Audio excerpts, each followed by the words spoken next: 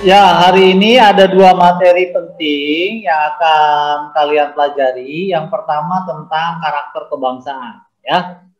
Apa itu karakter kebangsaan? Ini mirip-mirip bela negara lah, ya.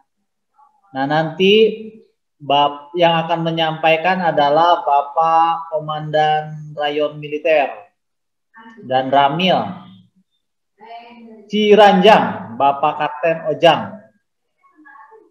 Yang kedua, kita akan belajar tentang rapat. Bagaimana sih penyelenggaraan rapat itu?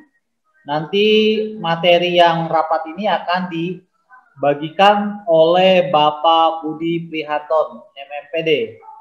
Nah, beliau juga sudah melalang buana ya di dunia perapatan. Jadi pastinya akan sangat seru. Kalian simak baik-baik, ngantuk dikit boleh. Siapin minum di depan, ya. Ada air putih, air teh, air kopi. Jangan minum susu, nanti tambah ngantuk, ya. Ya, suci ya. Nah, good. Ya, Dina ya, Din. Din. Kenapa, Din? Mana mukanya, Din? Nah, gitu. Sip, good job. Topik sudah datang. Tadi kemana, Top? Oke. Tiara udah sikap sempurna nih, Tiara nih. Good job. Baik, semuanya sudah mengisi daftar hadir? Sudah, Bu. Sudah. Sudah, Bu. Sudah. Baik, bismillahirrahmanirrahim. Sudah, Bu.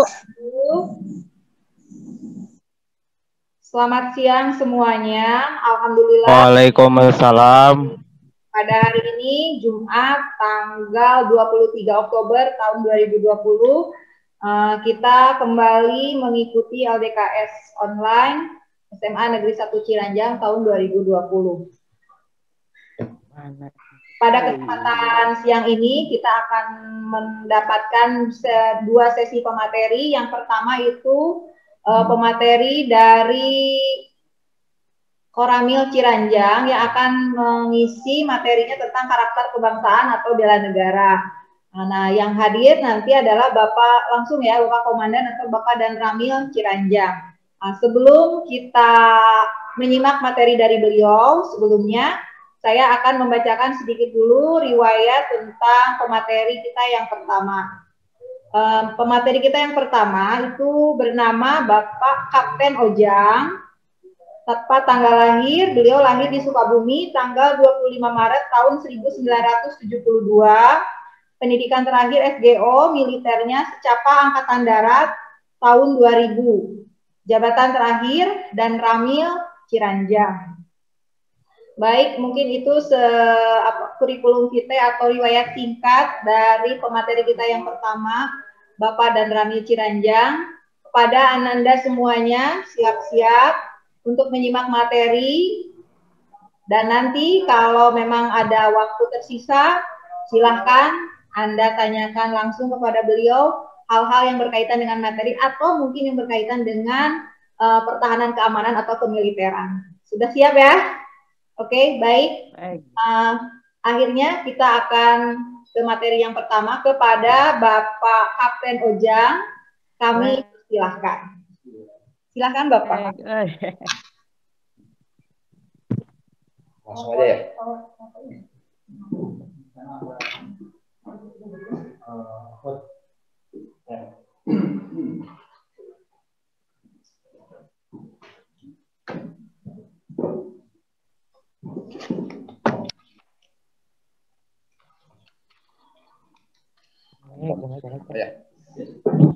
Langsung aja nih.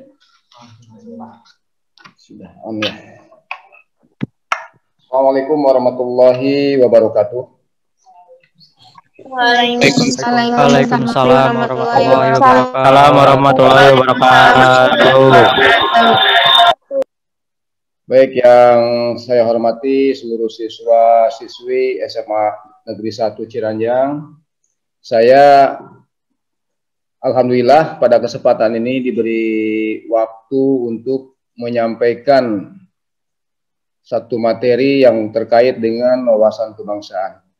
Namun demikian sebelumnya, walaupun tadi mungkin sudah disampaikan perkenalan, kalau kata orang Timur, tak kenal maka tak sayang. Saya sampaikan ulang saja bahwa identitas saya atau data-data pribadi saya, nama tadi sudah cukup jelas, saya sampaikan ulang, cukup singkat, Ojang, kemudian pangkat terakhir, Kapten Infanteri, kemudian pendidikan umum, saya lulusan SGO tahun 90-91, kemudian pendidikan militer terakhir Secapa Ade tahun 2000. Kemudian pendidikan yang lain yang sifatnya spesialisasi, saya udah ada Suspako, kemudian khusus perwira teritorial. Baik, untuk mempersingkat waktu, demikian perkenalan singkat saya. Nanti mungkin sambil berjalan ke depan, di lain kesempatan kita bisa sharing lagi, berkenalan tentang hal-hal lain yang berkaitan dengan kemiliteran. Pada kesempatan ini, saya akan menyajikan satu materi tentang wawasan kebangsaan. Yang pertama, kalau kita urutkan dari sejarah bangsa, bahwa negara kita, kondisi sekarang ini, kondisi sudah merdeka selama 75 tahun, namun demikian para adik-adik, kita urut ke belakang bahwa negara kita pernah terjajah selama 350 tahun oleh bangsa Belanda, kemudian 3,5 tahun oleh Jepang. Kemudian tahun 1945, alhamdulillah, dengan perjuangan-perjuangan pendahulu, para pahlawan, negara kita merdeka diproklamasikan tanggal 17 bulan 8 tahun 1945 oleh Bapak Proklamator Soekarno-Hatta. Itu sejarah singkat tentang negara kita. Kemudian terkait dengan wawasan kebangsaan, untuk definisi sendiri atau pengertian sendiri dari wawasan kebangsaan adalah cara pandang bangsa Indonesia mengenai diri dan lingkungan yang mengutamakan kesatuan dan persatuan wilayah yang penyelenggaraannya dalam kehidupan bermasyarakat, berbangsa, dan bernegara. Ini bernuansa satu kesatuan ideologi, politik, ekonomi, sosial, budaya, dan pertahanan keamanan. Saya sampaikan ini ada ideologi, politik, ekonomi, sosial, budaya. Saya jelaskan satu persatu. Ideologi. Diharapkan adik-adik sekalian bahwa bangsa Indonesia ini memiliki satu ideologi, yaitu Pancasila sebagai dasar negara, sebagai pandangan hidup, dan lain sebagainya. Kemudian politik, mungkin usia adik-adik siswa saat ini ada yang mungkin sebagai siswa yang sudah 17 tahun ataupun yang belum, tetapi demikian kita belum berpolitik, tetapi kita harus memahami atau mengetahui tentang perkembangan politik. Yang kedua, ekonomi. Kita hidup di Cianjur, Jawa Barat. Sebagai siswa juga harus memahami, mengetahui sebetulnya apa potensi wilayah yang ada di Cianjur. Ini mungkin budaya lokal, bahwa kita negara agraris, kemudian Cianjur juga wilayah pertanian. Kita harus tahu itu. Sosial budaya, khususnya Cianjur, sosial budaya kita ada yang namanya tiga pilar Cianjur, yaitu Maos, Mamaos, dan Menpo. Maos, Mamaos, dan Menpo. Ini juga harus kita ketahui. Baik hadirin sekalian atau para siswa sekalian, sekarang saya sampaikan orientasi bagaimana cara atau membentuk karakter bangsa yang berkaitan dengan wawasan kebangsaan, dikaitkan dengan lingkungan adik-adik. Dengan lingkungan adik-adik sebagai siswa. Adik-adik sebagai generasi pemuda punya peran sebagai pengganti yang pada dasarnya nanti ke depan adik-adik menjadi penerus diharapkan dengan mempelajari wawasan kebangsaan melalui pengetahuan sejarah di sekolah. Adik-adik bisa mengulik pengetahuan bagaimana negara ini berdiri, tidak tahu kondisi sekarang saja, tetapi bagaimana latar belakangnya, itu di sejarah ada. Kemudian adik-adik sendiri sebagai siswa juga bagaimana cara mengimplementasikan wawasan kebangsaan ini. Kalau kita lihat deh, pengertian wawasan kebangsaan, cara pandang bangsa Indonesia terhadap diri dan lingkungannya. Nah, di situ jelas bagaimana bangsa Indonesia memandang dirinya. Kalau kita lihat di depan ada pasang peta, kita pandang bangsa Indonesia. Berarti di sana ada pemahaman bangsa Indonesia terdiri dari beberapa ribu pulau.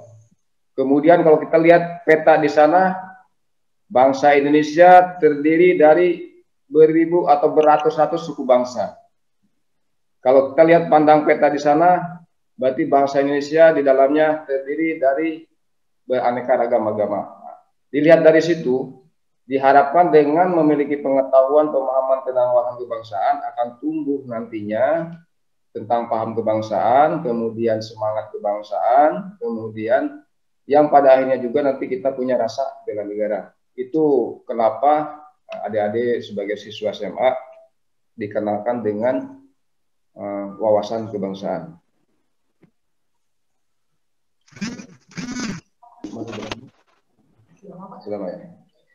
Itu tentang wawasan kebangsaan ya. Kemudian implementasi kita atau pengamalan kita dalam menerapkan wawasan kebangsaan cukup sederhana. Saya kerucutkan atau saya perkecil di lingkungan sekolah. Tiap hari Senin pada saat kondisi normal kita melaksanakan upacara. Itu juga sebagai pembelajaran tentang melatih tentang bela negara atau cinta tanah air atau semangat kebangsaan. Belajar dengan disiplin. Kita atur nih deh. Atur dari mulai bangun tidur, kemudian kapan kita beribadah, kapan kita persiapan berangkat ke sekolah, kemudian sampai di sekolah kita belajar dengan sungguh-sungguh, dengan mengikuti peraturan sekolah, ketentuan dan sebagainya. Kemudian selesai sekolah, pulang ke rumah, kemudian atur waktu lagi, kapan kita bermain, kalau memang harus bermain, kapan kita belajar untuk mengerjakan tugas di sekolah, kemudian kapan kita harus istirahat. Nah, di situ juga sudah mencerminkan kita cinta terhadap bangsa dan negara terkait dengan lingkungan pendidikan. Jadi sederhana sekali. Jadi apa yang sudah dilaksanakan oleh adik-adik sebetulnya sudah ada di situ. Disiplin, belajar dengan giat, sehingga pada akhirnya apa yang dicita-citakan oleh adik-adik ya sekian puluh persen sudah kemungkinan tercapai ya. Tapi kalau belajarnya asal, kemudian bolos, tugas sekolah tidak pernah dilaksanakan, berarti adik-adik belum mencintai atau belum memiliki karakter tentang wawasan kebangsaan. Cukup sederhana. Kita jangan bicara wawasan kebangsaan, bela negara. Bela negara itu bukan berarti harus bawa senjata.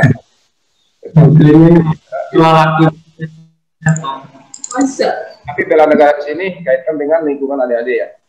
Belajar. Mungkin itu saja dari saya tentang wawasan kebangsaan. Kemudian saya tambahkan adik-adik sekarang mungkin adik-adik mungkin akan belajar berorganisasi, di situ akan muncul biasanya organisasi identik dengan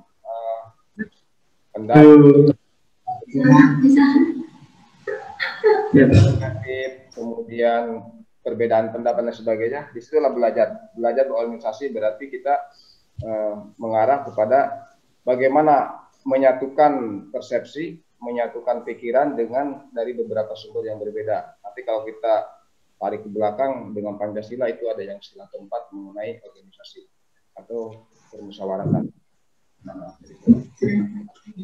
Kemudian adik-adik tadi dari pembina menyampaikan, saya akan menyampaikan apabila ada dari adik-adik yang suatu saat berminat untuk masuk TNI, ya. Untuk masuk TNI, nanti yang masuk nanti kita sama-sama bawa senjata kan, masuk TNI, ada persyaratan yang harus dari sekarang disiapkan. Yang mungkin kelas 10, 11, 12, atau kelas 12 tidak terlambat. Mari kita siapkan pertama fisik disiapkan dengan berlatih seperti lari, berenang, gitu. Kemudian ada materi-materi lain yang harus disiapkan. Itu ada tes kesegaran jasmani, lari 12 menit, kemudian ada pull up, sit up, push up, kemudian berenang. Itu untuk fisik, dilatih. Jadi pagi-pagi habis sholat subuh jangan tidur lagi. Dan nunggu daring, nunggu ini dari sekolah, bisa tidur lagi sampai jam 8, jangan. Tapi atur untuk melatih fisik. Yang kedua, jaga kesehatan. Kondisi sekarang di mana-mana narkoba. Jangan sampai, ataupun merokok. Hindari itu. Karena nanti tes kesehatan menyeluruh dari mulai ujung rambut sampai kaki dicek semua.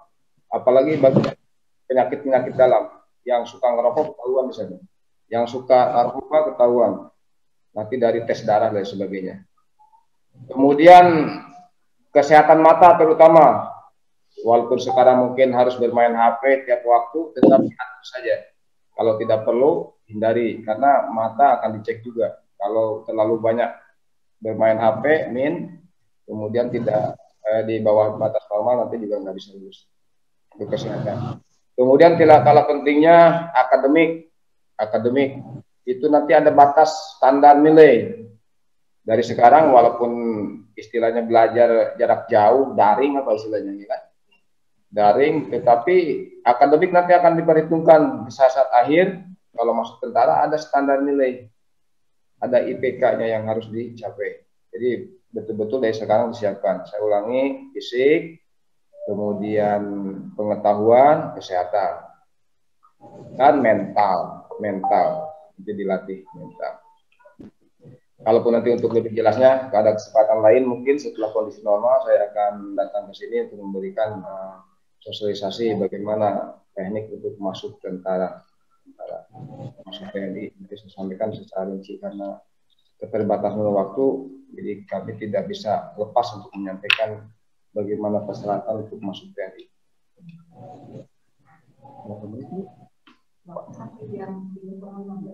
Masih banyak nggak? Oh, ya. Barangkali adik-adik ada yang mau ditanyakan sekitar ya mungkin pengalaman tugas saya berkaitan dengan tentara, silakan. Apa itu tugas tentara? Di Koramil tugasnya apa sih? Di Batuan apa sih? Nanti saya jawab yang bisa saya jawab. Assalamualaikum, Bapak izin bertanya. Assalamualaikum, Bapak izin bertanya. Perkenalkan nama saya. Izin bertanya, Pak. Dari MPK. Perkenalkan nama. Pak izin bertanya. Perkenalkan nama saya Mindah dari MPK. Pak izin bertanya. Kalau kan tadi Bapak disebutkan akademik bisa mengaruhi masuknya TNI. Kalau non akademik bagaimana Pak? Apa bisa mempengaruhi masuknya TNI? Terima kasih Pak. Langsung saya jawab ya. Baik, dalam tes masuk TNI itu ada beberapa aspek yang dinilai. Yang pertama, saya urutkan aja aspek akademik ya. Nanti kan ada rapot tuh dengan ijazah, fotokopi, legalisir, dikumpulkan. Termasuk data-data keluarga dan sebagainya. Dilegalisir semua. Nah, itu. Akademiknya memang ada batasnya. Kalau dulu ada NEM. Ada NEM, misalkan kayak masuk ini aja. Kalau ada yang masuk sekolah SMA 1, batas nilai diterima berapa misalkan NEM-nya. Itu sama dengan masuk tentara ada. Tapi nanti dilihat dari jumlah animo atau pendaftar, biasanya itu berpengaruh juga. Kalau semakin banyak pendaftar, nanti semakin berat saingannya, biasanya ketat. Ada yang masuk SMA N1 Ciranjang, standar NEM-nya 27, karena peminatnya kurang, jadi turun, misalkan. Karena peminatnya banyak, jadi 28. Nah, itu seperti itu. Kemudian untuk non-akademik, contohnya fisik. itu kan ada standar waktu lari deh, lari di lapangan stadion itu 12 menit. Kalau lari itu, kalau yang normal yang biasa terlatih 8 keliling atau 7 keliling dapat. Nah, itu ada standar nilai karena setiap keliling itu ada tabel nilainya di situ. Waktunya berapa, ada nilainya, udah ada ketentuan. Kemudian setelah lari itu ada materi berikutnya, ada 4 atau 5 item, Samapta B namanya, kesegaran B. Ada restock atau pull up, itu 1 menit. Angkat badan di filar itu minimal ya, bagusnya minimal 8 atau 10 ke atas, itu baru lulus. Kalau ingin dapat ranking ya 17 kali atau 18 kali naiknya. Kalau untuk perempuan chaining di berdiri. Ya. Kemudian push up, rata-rata bisa push up, tapi yang dinilai push up gerakan yang benar. Bagaimana yang benar nanti saya contohkan suatu waktu di sekolah. Kemudian sit up, bangun tidur itu kan kayak kita bisa lah itu. Bangun tidur 1 menit waktunya sit up itu. Ada contoh-contohnya. Mungkin sekarang lah tanyain di Bah Google aja. Tanya ke Bah Google itu ada tuh. Materi tes masuk TNI ada itu keluar itu. Kemudian lari angka 8 atau saturan. Kalau sekarang hanya 1 kali bolak-balik berbentuk angka 8, itu ada nilainya detik. Semakin cepat detik nilainya semakin bagus. Kemudian berenang deh. Mungkin ada yang tidak bisa berenang, berlatih dari sekarang. Jangan gaya batu. Gaya batu tahu nggak deh? Begitu masuk air tenggelam, nggak naik lagi. Itu renang gaya batu. Jadi berenang, silakan menggunakan 4 gaya renang. Mau dada, mau gaya punggung, dolphin, kan? Atau satu lagi gaya apa itu? Bebas. Tetapi yang nilainya bagus atau yang diharapkan oleh Angkatan Darat biasanya gaya dada, karena apa namanya? Disiplin suara, jadi tidak banyak mengeluarkan suara atau bunyi karena kan kita harus senyap, harus senyap gerakan. Kalau gaya bebas kan bunyi itu, jadi musuh tahu. Nah, itu kedepannya seperti itu. Kemudian tes lain anatomi nanti dilihat tuh dari ujung rambut, yang kepalanya miring, bahunya miring, biasa tidur telungkup ngerengkol ya kan gitu. Nah itu juga dilihat. Kemudian bentuk kaki, letter X, letter I atau O, itu ada batasnya, ada batas lulusnya di situ. Jadi kalau jarang tentara letter O atau X, karena nanti tidak bisa sikap sempurna itu biasa. Kalau yang X itu tidak bisa berdiri tegak. Itu untuk yang non akademik. Ada standarnya, misalkan batas lulus 61 setelah diakumulasi nilai, lari nilai sekian, tambah Samapta B bagi 4. Tambah dengan nilai lari bagi 2, berapa nilai akhirnya. Kalau tidak nyampe standar itu tidak lulus. Ataupun sudah lulus karena banyak orang nanti dipotong ranking dari hasil akumulasi nilai. Nilai lari, nilai Samapta B, nanti ada tambahan nilai ketangkasan renang dan nilai postur dites. Jangan terlalu gemuk, jangan terlalu kurus, jadi ada standar. Orang gemuk proporsional ya dengan betul badan. Ya, ideal, harmonis, normal biasanya bagus. Lalu gemuk, makan mie telur tiap malam kan, gemuk nggak bisa. Mungkin itu saja untuk. Berikutnya Sabik mau bertanya, silakan Sabik. Kayaknya sama ya pertanyaannya. Silakan Sabik. Oke. Tadi saya. Terima kasih Ibu. Perkenalkan, nama saya Sabik Kalimazaya dari MPK.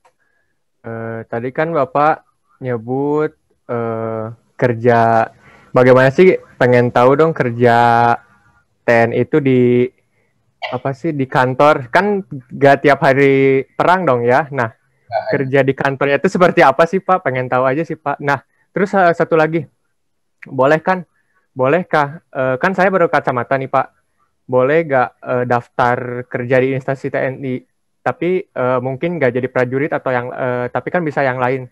Nah, caranya bagaimana Pak? Terima kasih. Yang pertama, pekerjaan di kantor tahun-tahun nggak perang. Terima kasih. Bagaimana tugas TNI di Koramil? Jadi begini deh, tugas TNI itu secara fungsi-fungsi. Ada 2. Sesuai dengan Undang-Undang 34 tentang TNI itu, tugas saya sebagai TNI itu 2. Ada 2. Yang pertama, tugas operasi tempur, OMP, operasi militer perang. Jadi tugasnya perang itu. Yang pertama, kalau perang udah bawa senjata dan sebagainya itu. Kemudian yang kedua, fungsi kedua adalah operasi militer selain perang. Operasi militer selain perang itu di Undang-Undang Nomor 34 ada 14 item. 14 item atau macam-macam lah tugasnya itu kan. Kalau dilihat di situ tugasnya berkaitan dengan kemanusiaan semua rata-rata. Itu operasi militer selain perang. Terkait dengan tugas Koramil ataupun Kodim, kita satuan ini ada satuan tempur, ada satuan non tempur. Satuan non tempur kami Koramil sama Kodim. Tugasnya adalah memberikan pembinaan kepada masyarakat melalui binternya, pembinaan teritorial. Itu. Apa yang dilaksanakan? Jadi kita sampaikan aja Bu ya. Untuk Kodim mempunyai tugas komando kewilayahan ini, tugas pokoknya adalah membina. Yang dibina siapa? Saya sebagai pelaku komando aparat teritorial, yang dibinanya atau objeknya itu siapa? Saya sebagai subjek.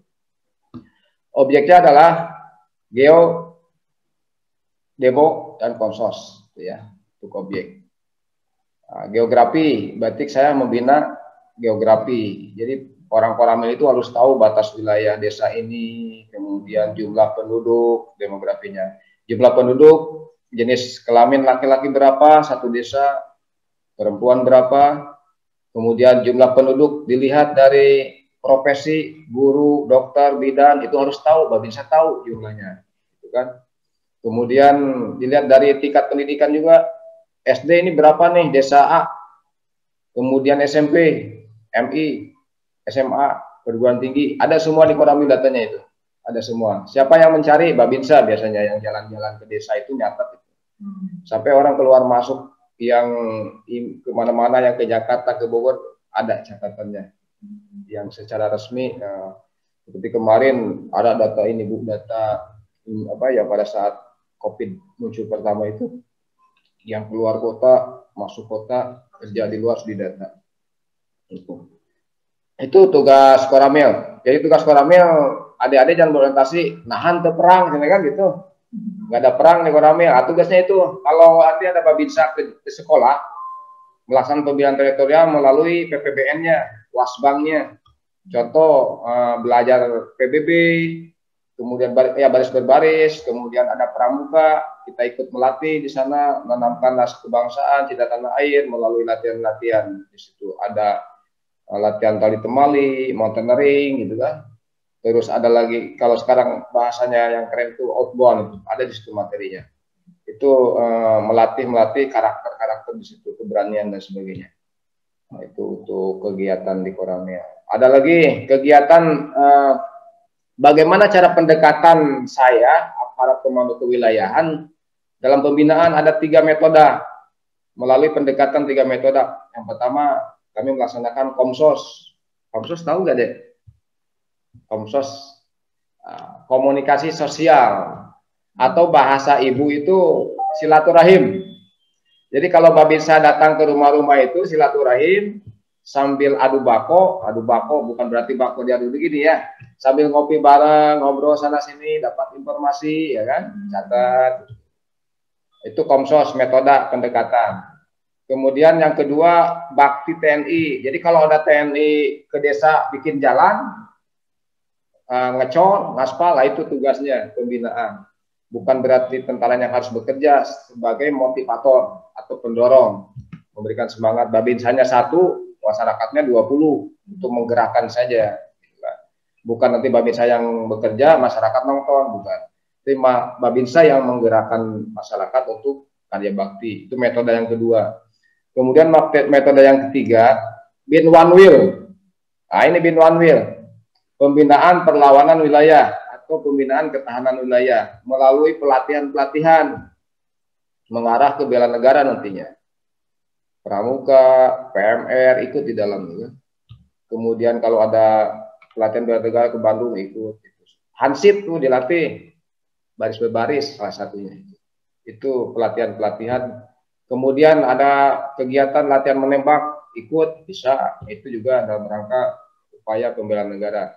Karena begini deh, untuk diketahui bahwa negara ini sistemnya sistem sishanta, sistem pertahanan semesta. Jadi sistem pertahanan semesta. Jadi semua komponen bangsa ikut di dalamnya. Pertahanan yang melibatkan seluruh komponen bangsa. Adik-adik juga sama nanti. Jadi dalam komponen pertahanan ini ada 3. Komponen utama TNI dengan Polri mungkin. Kemudian komponen cadangan. Cadangan ini adalah komponen masyarakat atau komponen lain yang disiapkan. Contoh nanti ada direkrut buat komponen cadangan, latih nembak, latih tempur, itu komponen cadangan. Pada suatu saat bisa digunakan untuk perkuatan. Kemudian ada komponen pendukung. Jadi kalau Babinsa di Koramil nih, sama Ades itu lihat nih, oh datang ke penggilingan padi, datang ke Bulog, datang ke puskesmas, itu untuk mendata. Pada suatu saat dibutuhkan, Bulog, gilingan padi, puskesmas, itu bisa jadi dokter-dokternya sebagai pendukung ketika terjadi permasalahan. Contoh ada bencana, dokter dibutuhkan sebagai pendukung kesehatan, kan gitu ya. Kemudian logistik, paceklik, penggilingan-penggilingan yang punya stok padi, beras, bisa, karena sudah terdata nih sama Babinsa. Ada penggilingan padi, sawahnya luas di Pojong Picung, di situ banyak beras, pasti bisa digunakan untuk membantu masyarakat yang kena bencana itu ya. Itu sebetulnya kalau bisa jalan-jalan mendata itu untuk itu. Jadi komponen pendukung namanya. Jadi ada komponen utama itu tentara, komponen cadangannya masyarakat instansi yang disiapkan berlatih ikut kita. Misalkan suatu saat pada saat dibutuhkan mereka bisa bawa senjata, bisa nembak dan sebagainya. Itu komponen cadangan. Komponen pendukungnya tadi bisa dokter, tenaga kesehatan, pendukung. Bisa Bulog ini punya lumbung padi, unsur pendukungnya. Itu ya. Itu sementara bagaimana tugas Koramil, kenapa nggak perang? Nah, itu tugasnya membina teritorial melalui 3 metode. Sasarannya apa, Binten? Itu rak juang sasarannya. Sasarannya apa Pak? Katanya pembinaan teritorial. Rak juang, singkatan RAK. R-nya ruang. Ruang itu sama dengan tempat. Tempat itu wilayah, berarti harus dibina, disiapkan. Nah, itu. Ruangnya disiapkan. Wilayahnya harus disiapkan. Jangan nanti wilayahnya gundul, datang hujan, erosi, ya, banjir. Disiapkan, dibina. Tanam pohon-pohon biar besar, tinggi. Kalau perang bisa jadi perlindungan nembak, bisa nyumput di situ, di pohon besar. Nah, itu. Ya, jadi jangan digunduli pohon-pohon itu. Itu pembinaan. Kemudian yang lainnya mengenai sasaran Binter apa? Ketahanan negara tetap handrak melalui pembinaan-pembinaan itu. Jadi begini deh, kalau satu keluarga ini sudah dibina baik, satu keluarga, satu desa baik, sudah dibina, satu kecamatan baik, sudah siap, satu kabupaten baik, provinsi baik, nasional baik, ketahanan negara akan dengan sendirinya muncul. Jadi makanya ini keluarga ini baik nih, satu keluarga baik, satu RT baik, udah itu mantap itu kampung itu mantap. Kemudian satu kecamatan mantap, kabupaten mantap, satu negara mantap. Berarti negara kita negara yang siap menghadapi apapun hambatan ancamannya gitu kan. Karena disiapkan, dibina melalui itu, oleh yang tadi. Ini mohon maaf karena saya sampaikan nggak urut, karena ada ini ginjal-ginjal waktu. Tentu saya sampaikan urut. Silakan dicatat deh ini, saya simpulkan ya deh ya. Yang terkait dengan pertanyaan terakhir, jadi kalau pembinaan teritorial itu kita sebagai pelakunya deh, subjek, pelakunya tentara, bisa orang batalion, bisa kodim, gitu kan. Pelaku pembina. Kemudian objeknya geografi, demografi, kondisi sosial, kan? Geografinya wilayah, wilayah. Jadi Babinsa harus tahu ada sungai di mana, ada jalan di mana, tahu. Jalan tikus kemana, Babinsa tahu. Ya. Geografi, demografinya tadi, masalah penduduk harus tahu jumlahnya apa. Kondisi sosialnya, ideologi, politik, ekonomi, sosial budaya bagaimana. Kemudian metode 3, Komsos, Bakti, Wanwil. Sasarannya Handrat, Pertahanan Negara, Angkatan Handrat, wilayah darat. Untuk apa? Biar negara ini tetap utuh. Gitu. Jadi memang seperti itu. Ada yang tugasnya tempur, non tempur, yang memang berat, sama-sama berat. Sekarang fungsi utama juga, Bu. Jadi kami menyiapkan basicnya masyarakat, komponen seperti wilayah, makanya di mana ada penghijauan, ada penanaman, dilarang itu salah satunya, iya. Mungkin jangka panjangnya kalau terjadi perang bisa dijadikan untuk berlindung kan gitu. Mudah-mudahan tidak ada perang ya Pak. Mudah-mudahan. Baik itu Dek. Oke. Nanti lah ke Koramil aja main deh, kita ngobrol-ngobrol sambil minum kopi ya kan. Di Ciranjang, bisa ngobrol-ngobrol, masuk TNI, bisa masuk TNI, masuk di lingkungan TNI walaupun di kecamatan. Ada PNS-nya di sana. Ada masuk PNS. Pakai kecamatan juga nanti kan dites, kalau masih batas standar kan masih bisa. Iya. Mudah-mudahan cukup jelas ya untuk Sapi. Selanjutnya masih ada yang mau bertanya? Silakan. Tania Nur Rahma, silakan. Anaknya berapa? Assalamualaikum Pak. Siap. Izin bertanya, menurut Bapak, bagaimana cara memperkuat wawasan kebangsaan bagi kami bangsa milenial? Terima kasih. Iya, gampang atuh itu mah, tinggal dibaca deh tuh. Jadi begini deh ya, bagaimana untuk memupuk karakter kebangsaan di lingkungan sekolah. Sederhana saja tadi saya sampaikan ya. Milenial itu berarti kan berkaitan dengan berbagai aspek pendukung tuh. Sekarang kan udah serba canggih nih, udah karena terlena sehingga kalau tidak bisa menggunakan dengan tepat ya menjadi bumerang, artinya terjerumus gitu kan. Bagaimana menyikapinya? Ya dengan milenial ini dengan serba canggih, manfaatkan fasilitas yang ada dengan positif, Kita tahu, oh saya lingkungannya ini masih siswa ya kan. Milenial kalau di luar kan, coba kita lihat pergaulan di luar ya seperti itu. Karena dengan milenial ingin dibilang orang modern, akhirnya kebablasan. Sekarang bagaimana membentuk karakter bangsa dengan adanya pengetahuan wawasan kebangsaan di lingkungan sendiri. Tadi HP yang dibawa ke sekolah untuk cari ilmu digunakan dengan yang positif, kan? Yang saat itu. Yang kedua, patuhi aturan sekolah, jangan terlambat sampai ke sekolah. Apalagi biasanya hari Senin tuh yang banyak terlambat upacara bendera, itu kan. Itu untuk membentuknya salah satunya. Membentuk, melaksanakan upacara, kemudian disiplin, mengatur waktu. Ya.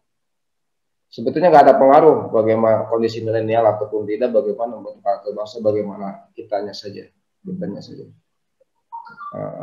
Kemudian, kalau saya cerita ya, Dea.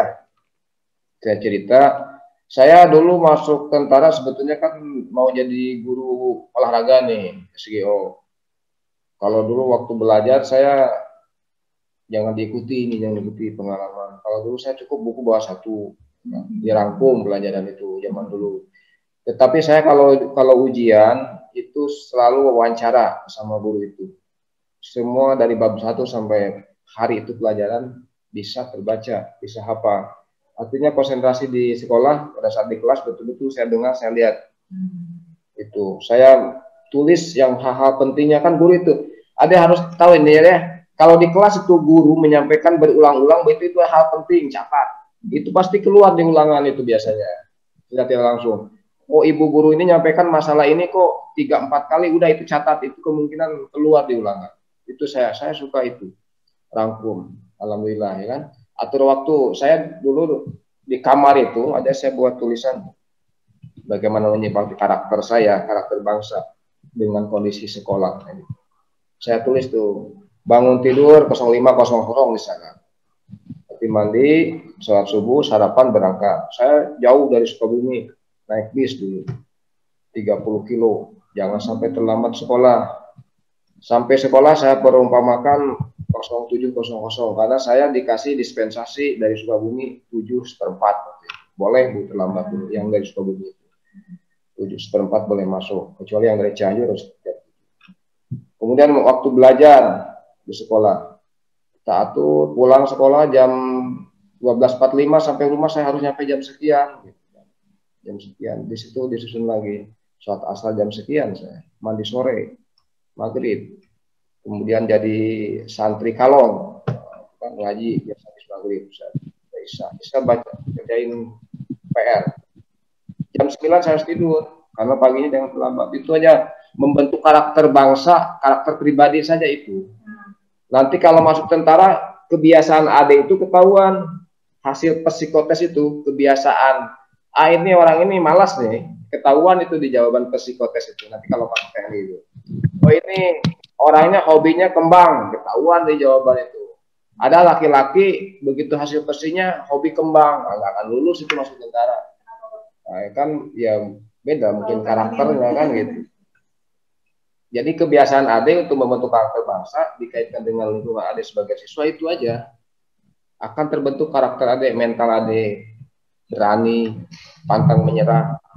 Kalau AD ya terpengaruh dengan kondisi milenial. Maksudnya milenial itu bagaimana kita menyikapi.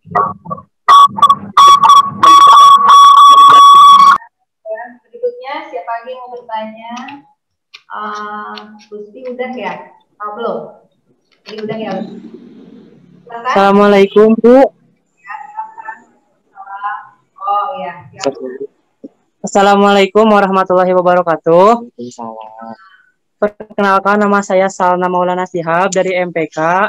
Izin bertanya, untuk masuk ke TNI, apakah ada jalur beasiswa?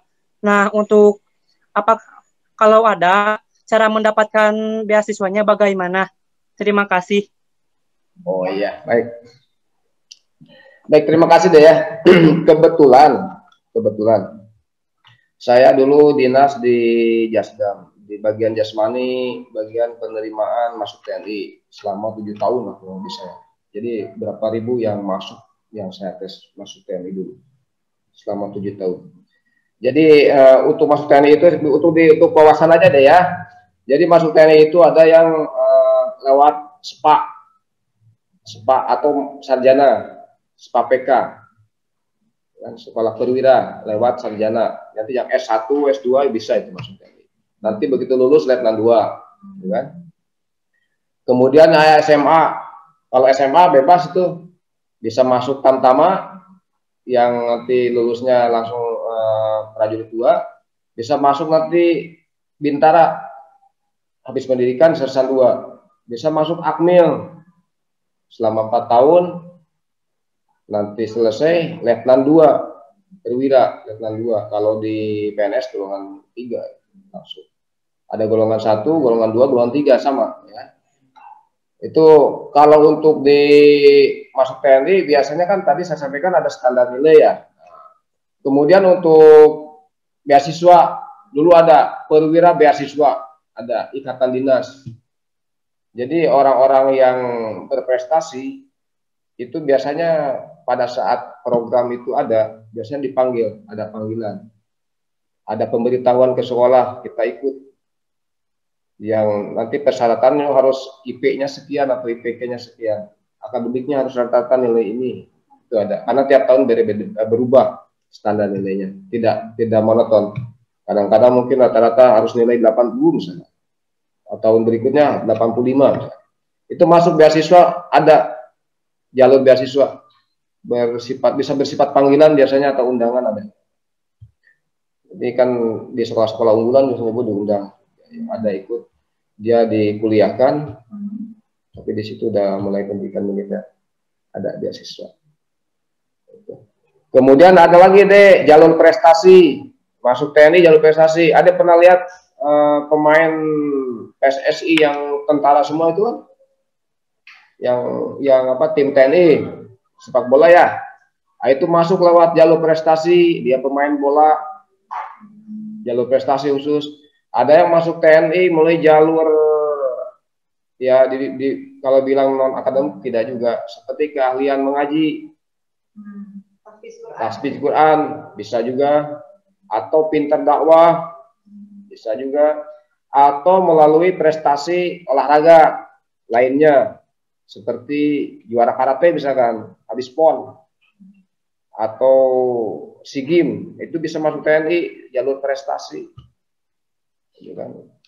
Dulu ada di beberapa tahun kebelakang yang melalui prestasi sepak bola, karate, silat juga ada, yang pinter ngaji juga sekian juz itu bisa masuk. Nanti tugasnya kalau yang pinter ngaji biasanya di bintang bagian dakwah itu. Ada tentara bagian dakwah deh. Tentara itu tidak hanya perang, ada yang bagian dakwah, ada yang bagian memperbaiki barang-barang rusak itu, kalau mobil rusak ada bagiannya, ya kan. Kalau jembatan, bangunan roboh, ada tentara yang bidangnya bagian konstruksi, ada. Biasanya dari STM itu masuk situ, nah tugasnya ke bagian peralatan. Ada yang dari dokter bidan masuk tentara, jadi tukang nyuntik nanti jadi dokter tentara itu, ada. Nanti adik kuliah dulu, masuk kedokteran, masuk tentara gampang itu. Karena punya spesialisasi keahlian. Sudah nikah pun bisa masuk biasanya. Karena keahliannya. Itu saya, Dek. Ya, cukup jelas ya untuk soalnya. Assalamualaikum, Pak. Ya, satu lagi ya, silakan. Satu orang lagi. Assalamualaikum. Ya, silakan, silakan. Saya mau bertanya, Pak, apakah masuk akpol tes apakah masuk akpol tes kesemaptaannya sama seperti masuk TNI? Terima kasih. Kalau untuk materi sama, ada tes jasmani yang tadi saya sampaikan, ada lari, push up, sit up, renang, ya kan? Tes postur, ya kan? Tinggi berat badan, ada itu nilainya. Kalau untuk batas kelulusannya yaitu tergantung bagaimana jumlah animo berpengaruh nanti. Yang tadinya mungkin sekian orang karena lebih banyak mungkin lebih ketat kan tadi. Untuk materi sama, untuk standar kelulusan mungkin agak beda, gitu kan? Agak beda. Itu kan tergantung ininya jumlah yang dibutuhkan. Kemudian persyaratan lain sama juga deh. Ada tes akademik samalah dengan adik kalau mau masuk sekolah dari SMP ke SMA itu ada tes akademiknya kan, ada non akademiknya juga kan, nah, itu sama. Kemudian ada tes psikotes. Psikotes itu karakter kita, di situ ketahuan karakter bangsa kita ini, pribadi kita. Yang biasanya malas ada di situ tertuang nih. Ada di situ soal misalkan jumlah, kalau di kita istilahnya huruf koran itu, penjumlahan. Harus dapat sekian HPS, sekian menit, bentuk grafik itu. Kalau kita bisa naik grafiknya berarti orang itu mentalnya bagus, dengan kondisi susah bisa bertahan.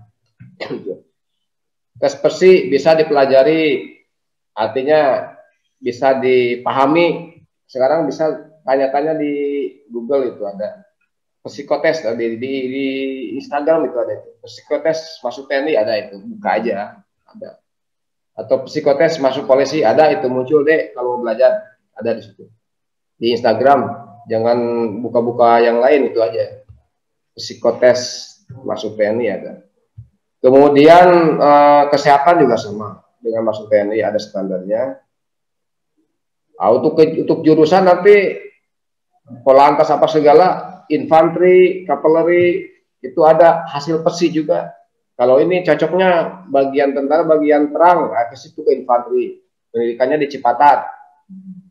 Oh, ini cocoknya di administrasi keuangan, masuk keuangan. Ada sekolahnya keuangan. Itu jago statistik biasanya. Kemudian, oh ini administrasinya bagus, ajudan jenderal. Itu ada. Oh ini bagus nih basicnya STM.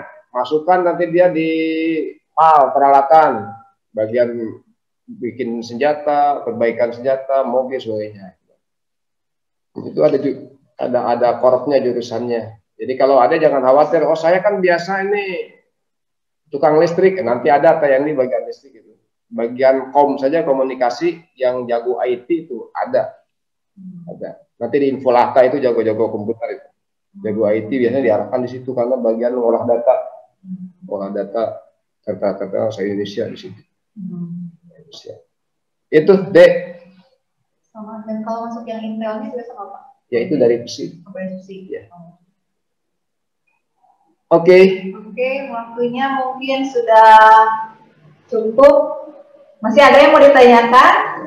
Atau sudah cukup? Alamat. Ada yang mau bertanya? Gimana?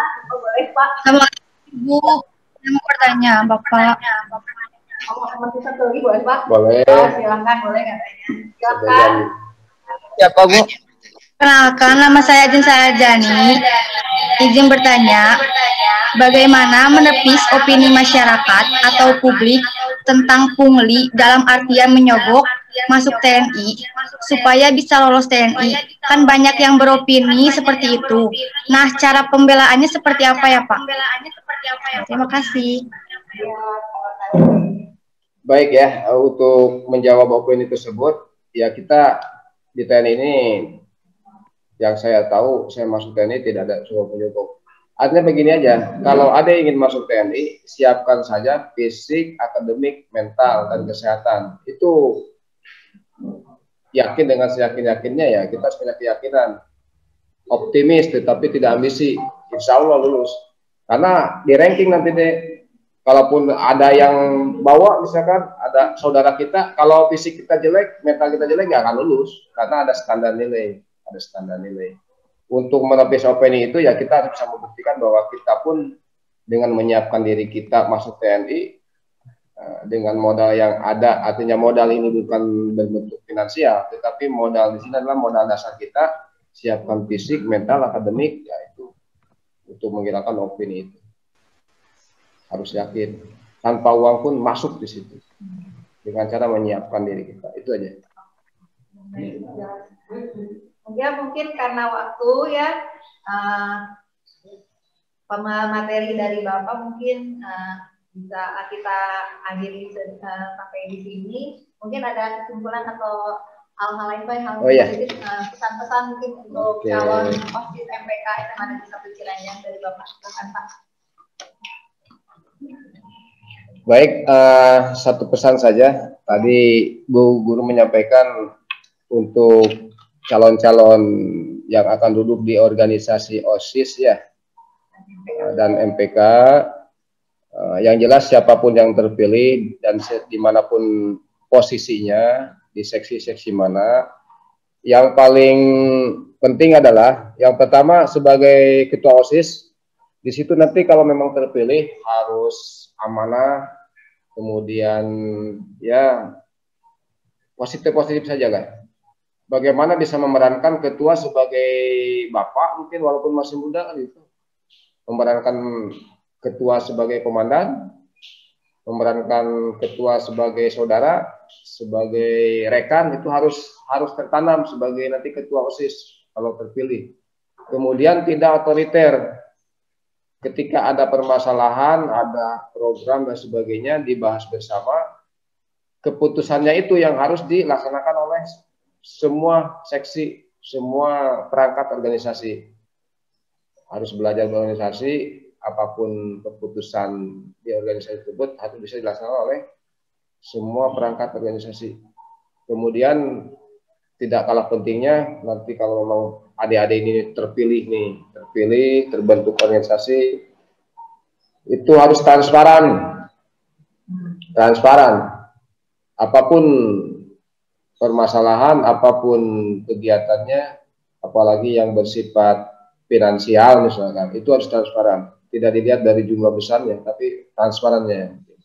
Misalkan seksi bendahara biasanya pegang uang, transparan saja. Saya butuh ini, uang masuk sekian, dibelanjakan sekian, sisa sekian. Nah, itu transparan. Administrasi pendukungnya apa? Ya kalau memang belanja APK, ada bukti pembelanjaannya, yang sampaikan ke semua orang.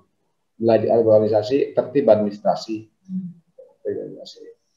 Kemudian ada, jadi yang berat sih kalau memang betul-betul dilaksanakan sebagai pengurus OSIS itu.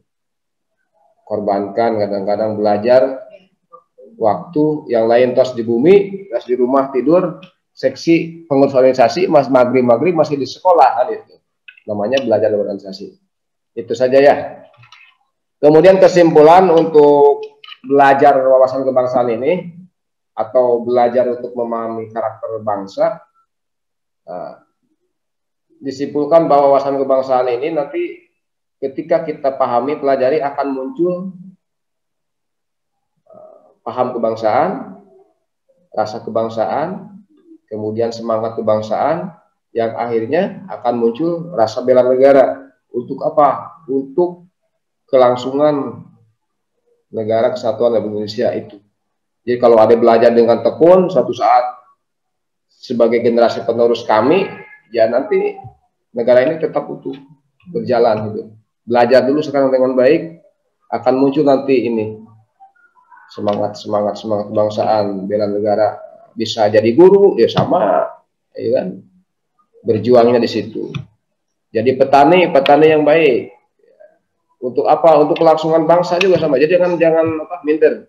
Saya petani, sama untuk kelangsungan hidup bangsa juga. Kalau nggak ada petani, siapa yang makan? Dari mana makanan itu? Guru disepelekan, lamun taya guru, mau bisa baca lah minimal. Mau bisa baca buta huruf tuh. Bisa jadi guru. Jadi mengisi karakter bangsa ini, cinta tanah air bisa berbagai macam profesi. Jadi dokter yang baik, ya kan? Guru yang baik, kata Roma Irama juga begitu kan. Kalau pengusaha yang baik, petani yang baik, pedagang yang baik, itu aja. Terima kasih, kurang lebihnya mohon maaf.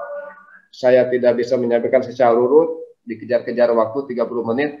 Nanti main saja ke Koramil sambil foto-foto kita bakar ikan. Bisa ngobrol banyak ya. Terima kasih. Assalamualaikum warahmatullahi wabarakatuh. Warahmatullahi wabarakatuh.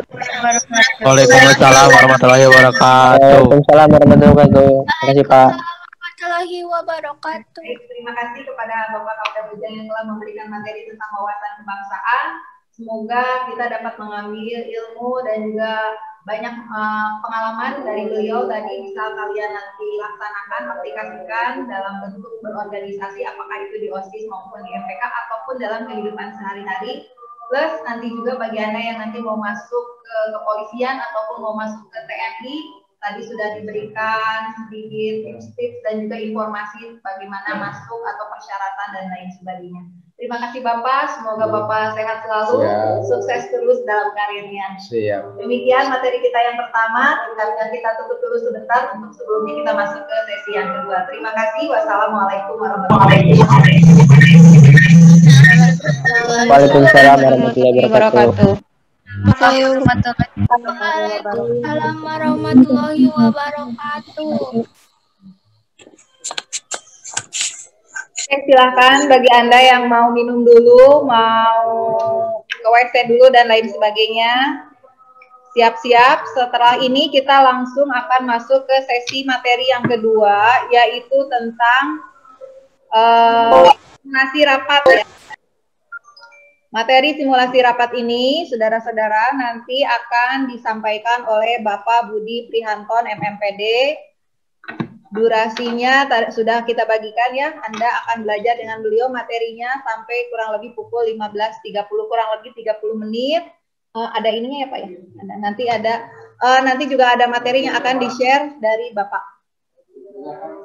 Bapak Budi Prihanton. Baik, sudah siap semuanya?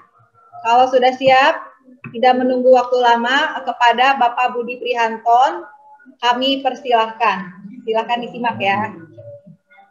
Oh ini yang Bapak yang bentar.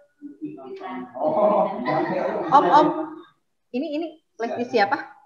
Flash disk. Cabut aja.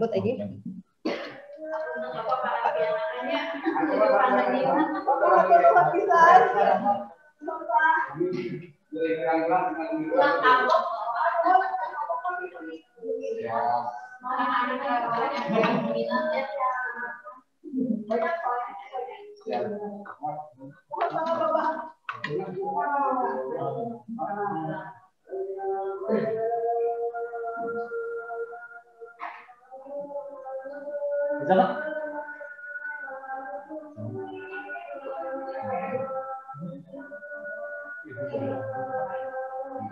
Oh, Pak Ujung, ini pasti si Bapak Ibu kan? Punya kita. Punya kita.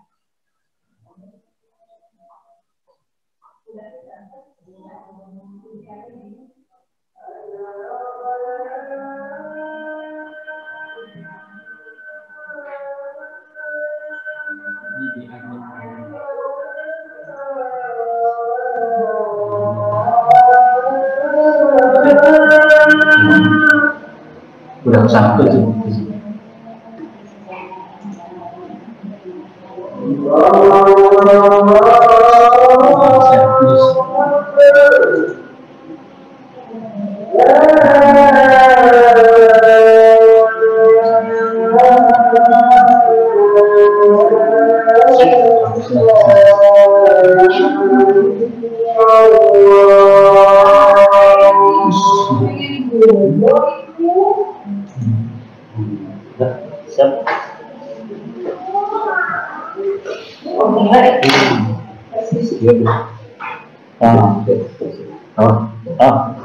Di sini, di sana. Bisa di sini, bisa di sana.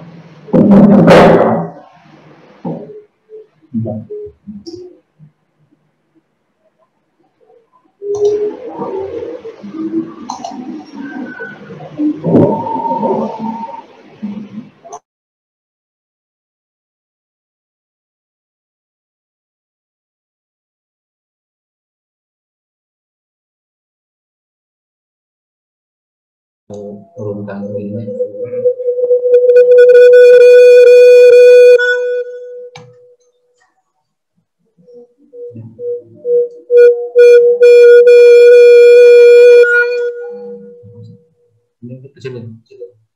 Ya,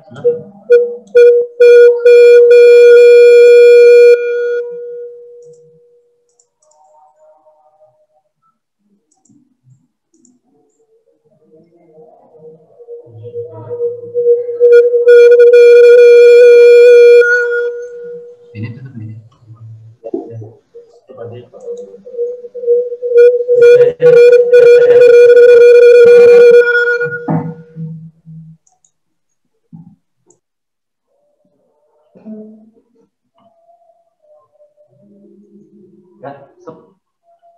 Ya, assalamualaikum warahmatullahi wabarakatuh. Waalaikumsalam. Waalaikumsalam warahmatullahi wabarakatuh. Waalaikumsalam warahmatullahi wabarakatuh. Sebelumnya mungkin perkenalan dulu, walaupun saya sudah cukup terkenal mungkin ya, supaya nggak terlalu serius lah. Ya, nama saya sudah ada di sana, itu udah bisa dibaca ya, PowerPoint-nya. Nama saya Budi Prihanton, guru mata pelajaran fisika ya. Untuk saat ini di kelas 10 di tahun ini ya. Tinggal di Hawaii ya, Aurwangi. Itu aja mungkin lah ya, cukup. Di sini saya akan memberikan materi tentang simulasi rapat.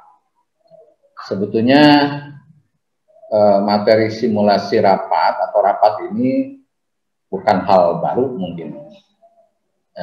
Jadi mungkin kita lebih banyak lebih banyak diskusi lah gitu ya, karena rapat ini tidak asing mungkin di telinga kalian ya. Saya yakin juga di antara kalian sudah pernah melakukan rapat gitu ya. Cuma mungkin untuk lebih jelasnya supaya lebih tepat,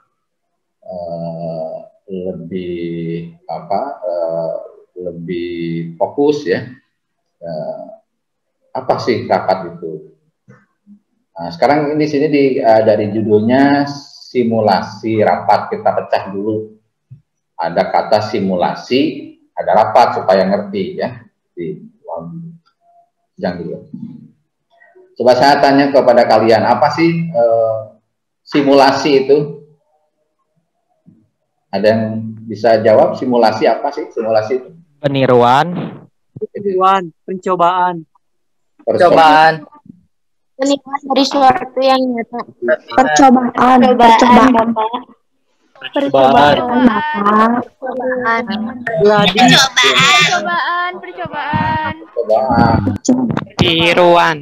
Peniruan. Kan sering Anda dengar kata, misalnya ada pernah tuh sampai jadi kasus simulasi SIM ya. Untuk bikin SIM biasanya kan ada tes tes lapangan lah, tes mengendarai mobil atau motor. Nah, ini tidak perlu menggunakan motor atau mobil, tapi cukup dengan alat simulasi gitu ya. Jadi simulasi itu apa sebetulnya? Betul tadi apa? Niruan. Nah, nirunya yang bagaimana?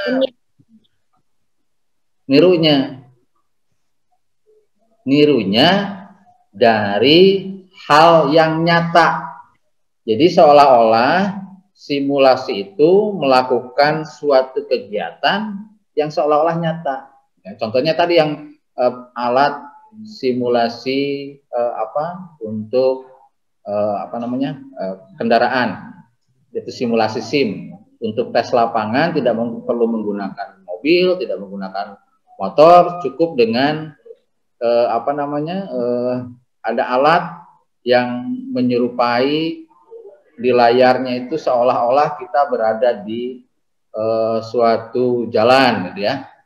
Nah, itu namanya simulasi. Jadi simulasi itu adalah peniruan, kata kuncinya peniruan. Peniruan dari hal atau kegiatan yang nyata ya. Itu simulasi. Nah, sekarang rapat. Coba. Pertemuan. Rapat ini bukan Pertemuan. Perkumpulan.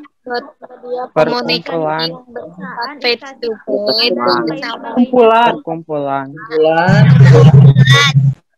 Apalagi mendapatkan mufakat musyawarah. Gimana, Lutfi? Apa Perkumpulan. Yang di suatu media komunikasi yang bersifat face to face, yang diselenggarakan oleh organisasi, pemerintah atau swasta atau di sekolah lainnya untuk mencapai mufakat melalui musyawarah kelompok.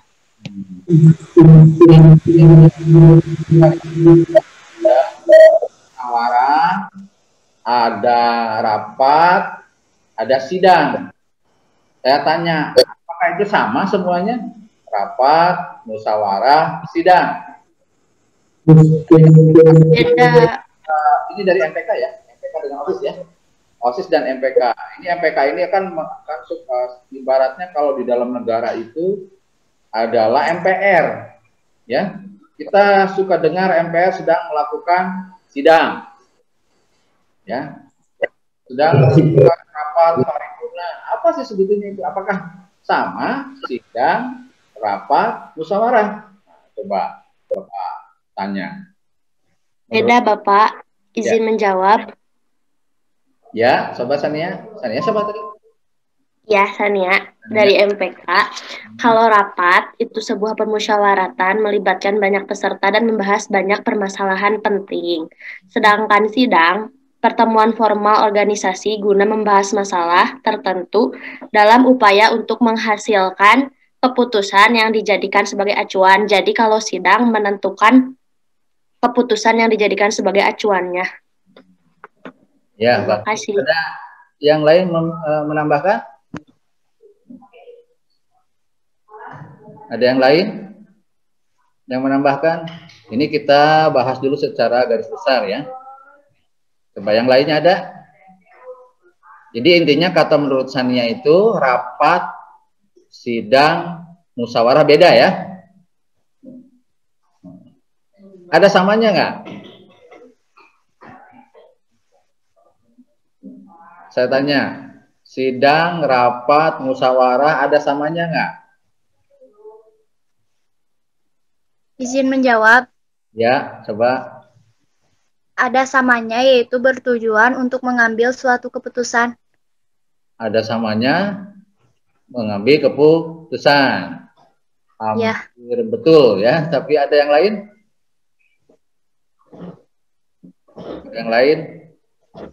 Pertemuan, Pak.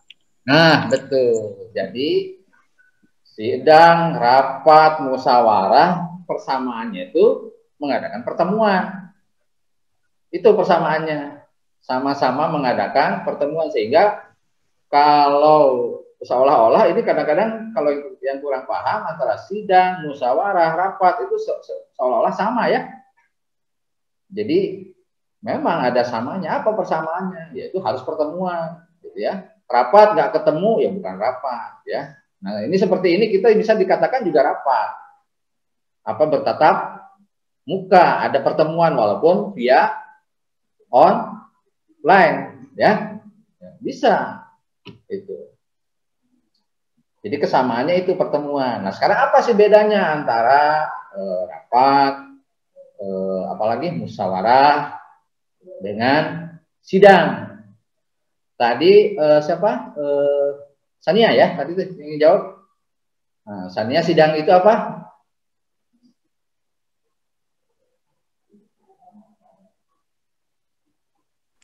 Kalau sidang menghasilkan keputusan yang dijadikan sebagai acuan. Jadi gini, saya simpelkan lah ya, supaya tidak pusing. Di dalam rapat itu kan membahas suatu masalah, ya, membahas suatu masalah. Nah, masalah ini kan nanti ada yang berbeda-beda ya, betul? Kata si A begini, kata si B begini, kata si C begini. Nanti akhirnya mengkerucut, mungkin menjadi 2 perbedaan atau 3 perbedaan, tapi biasanya jarang ada menjadi 2 kelompok perbedaan. Nah, supaya menghasilkan suatu rumusan, kan tidak mungkin dua-duanya dipakai kan? Betul? Nah, harus diambil musyawarah. Ya, yang musyawarah. Nah, dari hasil musyawarah ini bisa mengambil suatu keputusan. Tapi kadang-kadang begini, dari musyawarah ini juga dari beberapa golongan tetap ini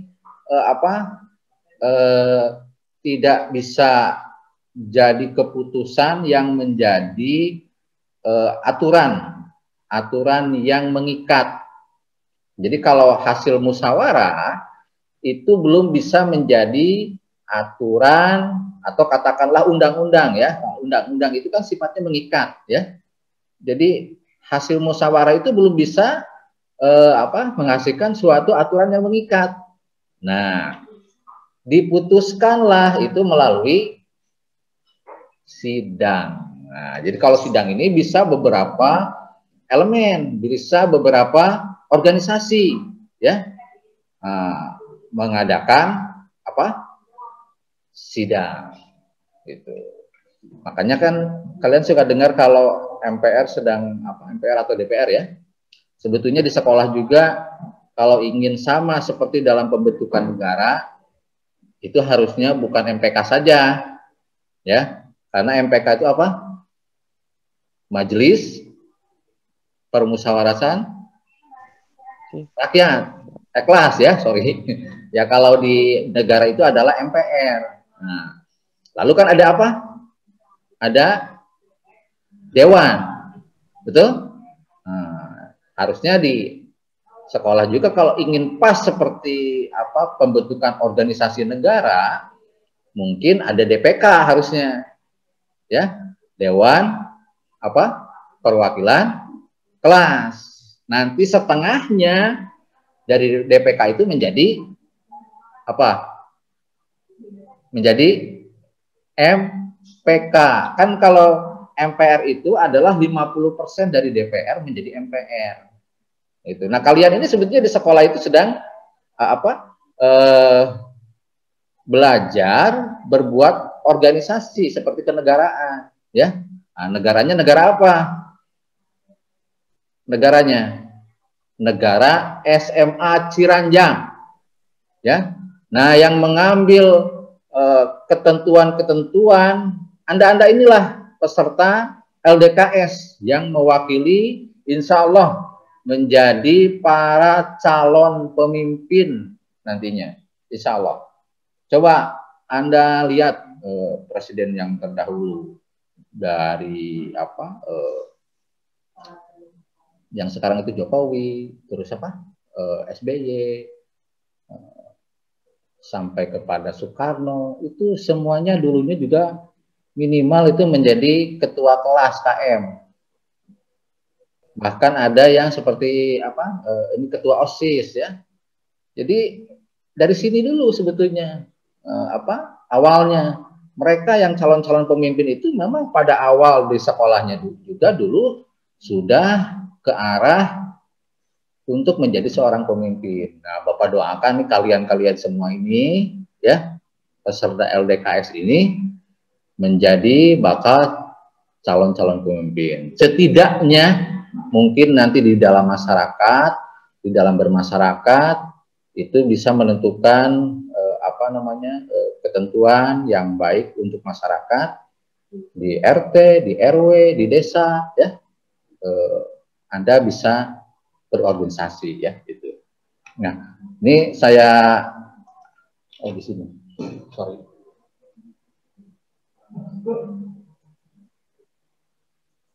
Nah, ini jadi pengertian simulasi itu adalah ini kalau di share-nya Pak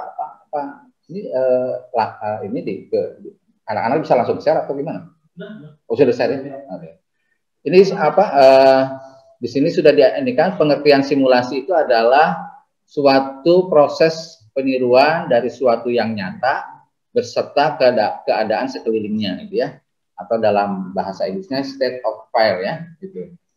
Nah, aksi simulasi ini secara umum menggambarkan sifat-sifat aristematik kunci dari kelakuan sistem fisik atau sistem, ya, kayak tadi mobil, gambaran fisiknya seperti ini, sistemnya seperti ini, misalnya ada ada persneling, ya, persneling, terus ada steer, ya, karakteristiknya harus seperti pada kondisi nyata. Nah, sebetulnya ini mungkin harusnya materi simulasi rapat ini lebih ke arah praktek, ya. Nah, enaknya. Tapi karena waktu kita hanya 30 menit, tidak mungkin kita melakukan simulasi rapat, ya. Terus pengertian rapat tadi, rapat kita lupakan sidang dengan sedang musyawarah, ya. Karena itu sebetulnya bagian dari rapat, ya. Karena rapat ini kata kuncinya adalah pertemuan, ya. Jadi orang yang bermusyawarah, orang yang sedang melakukan sidang, pasti itu sedang melakukan rapat. Jadi sidang dan musyawarah itu adalah bagian dari rapat, ya. Bagian dari rapat. Jadi merupakan suatu bentuk pertemuan antara para anggota yang ada di lingkungan organisasi sendiri, atau merundingkan atau menyelesaikan suatu masalah yang terkait dengan kepentingan bersama, tapi belum menjadi suatu rumusan, ya. Nah, kalau sudah dimusyawarahkan itu jadi rumusan. Kalau sudah jadi ketentuan, menjadi aturan, menjadi undang-undang, atau ya aturan yang mengikat, barulah itu di sidang, Ngerti ya? Sampai sini? Oke. Lanjut. Seperti apa sih rapat itu? Gitu ya. Rapat ini sebetulnya juga media komunikasi, ya. Jadi rapat ini suatu hal yang penting. Setidaknya di keluarga pun kita bisa mengadakan rapat antara ayah, ibu, anak, ya, pembantu mungkin kalau ada pembantu, paman, ya, adik, saudara. Nah, kita bisa membuat suatu kesepakatan yang baik untuk anggota keluarga. Nah, kalau seandainya itu bentuknya anggota keluarga, tapi mungkin ini kalau di dalam keluarga sebetulnya harusnya dibiasakan juga tuh rapat tuh. Suka rapat nggak dengan orang tuanya? Mah, ayeuna teh uang jajan teh lah 100.000 sadinten misalnya gitu. Soalnya pergi kanggo naon, kanggo bakso, kanggo. Nah, itu bisa juga. Oh, ini teh biasa ada bapak teh penghasilannya sadinten mung 10 juta misalnya gitu. Bisa aja gitu ya. Nah, itu ada baiknya kadang-kadang kalau dimusyawarahkan, ya, bisa saling paham. Oh, nggak bisa, Neng, Bapak aja sehari sebulannya penghasilannya cuma 100.000. Terus misalnya kalian anaknya minta sehari 100.000. Itu kan suatu hal yang mustahil, ya, gitu ya. Suatu hal yang mustahil kan, bisa meminta seperti itu. Nah, itu bisa juga rapat bermusyawarah dengan. Jadi ini sebetulnya rapat ini hal yang penting, ya, dibiasakan untuk mengambil suatu keputusan, ya, komunikasi, ya, supaya bisa baik, ya. Nah, di sini kan sebuah alat untuk mendapatkan mufakat melalui musyawarah kelompok, ya, kalau itu kelompok. Tapi bisa juga musyawarah perseorangan. Media pengambilan keputusan, ya. Salah satu komunikasi kelompok secara resmi, ya. Nah, kan kalian juga di kelas suka ada WA, ya, WA group, ya. Nah, itu juga sebetulnya Anda pada saat di WA group itu salah satu bentuk rapat juga, ya. Cuma kadang-kadang mungkin tidak difokuskan ke rapat, ya. Terus sebuah pertemuan antara para anggota di lingkungan kantor atau organisasi sendiri untuk membicarakan, merundingkan suatu masalah yang menyangkut kepentingan bersama. Tuh, Anda nanti sudah bekerja pun pasti kegiatan rapat ini akan dilakukan, ya. Jadi ini kita tidak bisa lepas dari yang namanya rapat, ya. Apalagi kalian nanti kalau menjadi seorang pemimpin, ya. Gitu. Suatu pertemuan para anggota organisasi atau para pegawai untuk membahas hal-hal yang berhubungan dengan kepentingan organisasi, ya. Ya, mungkin kalau kalian itu organisasinya apa? Apa organisasinya kalian? Di bawah naungan apa? Coba Bapak tanya. Kalian di bawah naungan apa? Organisasi apa? OSIS. Ah, ya, OSIS. Organisasi apa? Organisasi intrasekolah. Dan nanti siapa? Organisasi siswa Dibimbing oleh siapa? Kegiatan OSIS itu dibimbing oleh Guru. Oleh guru. Guru sekolah. Guru sekolah. Siapa lagi? Pembina. Pembina. Kesiswaan. Kesiswaan. MPK. Kesiswaan. Nah, yang lainnya membantu, ya, seperti guru, bantu meluruskan di kelas, gitu ya, atau di pembelajaran yang lain. Nah, dibantu juga oleh BP, BK, ya, dalam membina masalah organisasi di siswa. Gitu. BP sebetulnya bukan pada organisasi saja. Sifatnya yang pribadi pun juga untuk pribadi siswa dilayani oleh BP, ya. Jadi yang mengkhususkan mengurus masalah kesiswaan itu ya itu tadi di bagian kesiswaan ya. Wakaseknya siapa tuh Wakaseknya? Coba Bapak tanya. Masa nggak tahu? Siapa Wakaseknya? Halo? Ini dimatikan nggak? Enggak. Siapa Wakaseknya? Kesiswaan? Kesiswaan? Ya. Wakaseknya siapa? Pak Edi ya? Mas Saiful. Ya? Saiful Kamal. Nah, Saiful Kamal. Hanya saya jebak Pak Edi. Nah, ada Pak Edi di sini ya. Yang berikutnya, Pak Edi. Nah, di dalam kamus besar bahasa Indonesia ini lebih dirumuskan lagi, ya. Jadi rapat itu, ya, sebetulnya ciri-cirinya itu, ya itu pertemuan kumpulan, membicarakan suatu, tuh, dalamnya ada apa? Ada sidang, ya betul kan?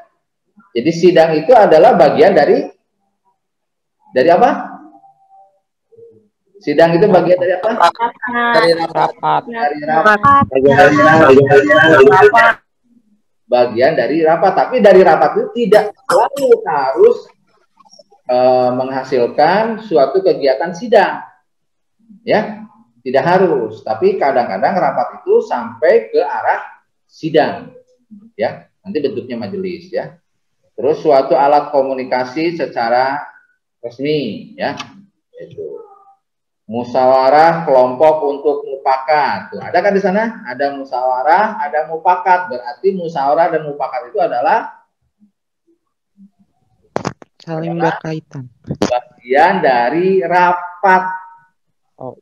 Bagian rapat. Bagian dari rapat, ya itu. Jadi musyawarah, mufakat, sidang, bagian dari rapat. Terus salah satu media komunikasi kelompok yang bersifat tatap muka, jadi nggak bisa tuh nggak tatap muka. Nah, ini juga tatap muka ini ya. Jadi misalnya rapatnya telepon-teleponan tanpa lihat wajah gitu ya, bingung juga ya. Nah, sekarang udah ada teknologi bisa via online ya, tapi sifatnya harus tatap muka ya. Tidak bisa dengan telepati mungkin gitu ya. Rapat tidak bisa, jadi harus ada tatap muka. Supaya apa? Supaya yang memberikan masukan dan memberikan ide itu bisa dipertanggungjawabkan. Kayak tadi Bapak lihat, oh Sania tuh ngasih masukan, ngasih jawaban. Oh siapa tadi? Oh kata itu saya ya Aldi misalnya ngasih masukan.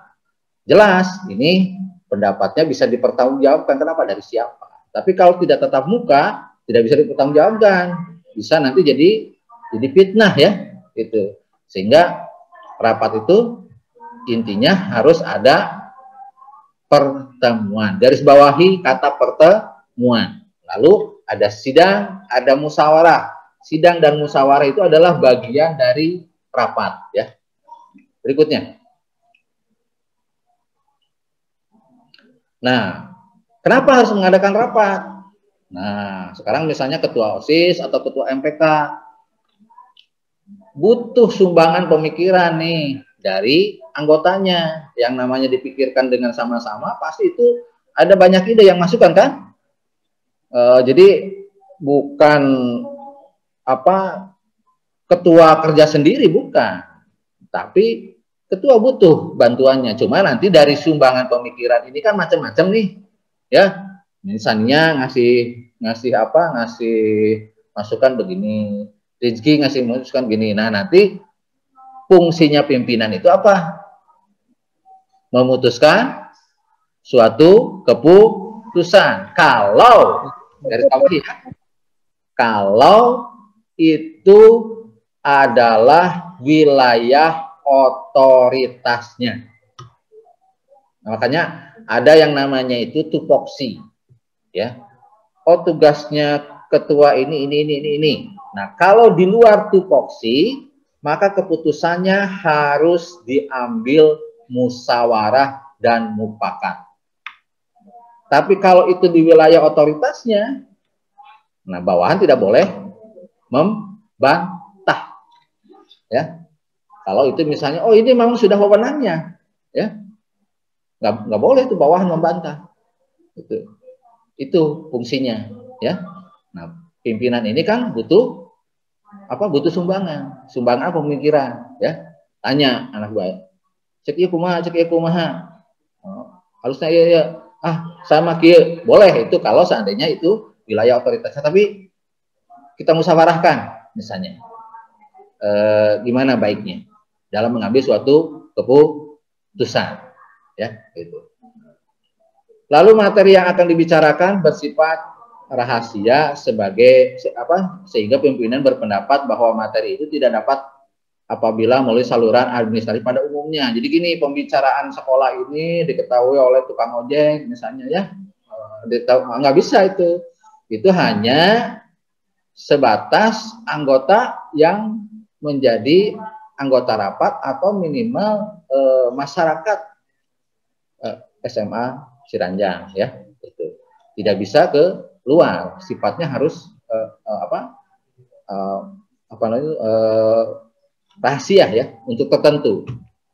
Lalu masalah yang merupakan subjek matter tidak dapat dipecahkan melalui saluran administrasi karena masalah itu harus segera dipecahkan. Nah, harus mengadakan rapat. Nih membingungkan ini. Nah, cepat-cepat harus mengadakan rapat. Atau dalam kadang-kadang gini, orang Indonesia suka rapatnya suka jadi panjang lebar, ya. Enggak kayak orang Eropa.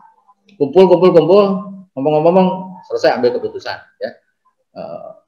Kalau di kita agak panjang, ada ini sambutan gitu, ya, macam-macam, ya, itu. Tapi itulah karena orang timur mungkin, ya, jadi seperti itu. Padahal mungkin dari sifat yang subjek matter, ya, yang tidak dapat dipecahkan melalui saluran administrasi dan itu harus segera misalnya, itu kadang-kadang harus efisien rapatnya, ya. Berikutnya.